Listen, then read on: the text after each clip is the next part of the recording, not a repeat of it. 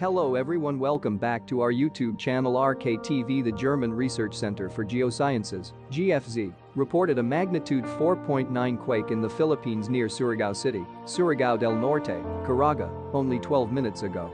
The earthquake hit early evening on Thursday, April 28, 2022, at 7:42 p.m. local time at a shallow depth of 10 kilometers. The exact magnitude, epicenter, and depth of the quake might be revised within the next few hours or minutes as seismologists review data and refine their calculations, or as other agencies issue their report.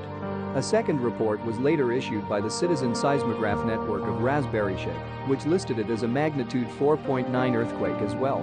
A third agency, the European Mediterranean Seismological Center, EMSC, reported the same quake at magnitude 5.1. Please like, subscribe and share our YouTube channel for more update. Thanks for watching.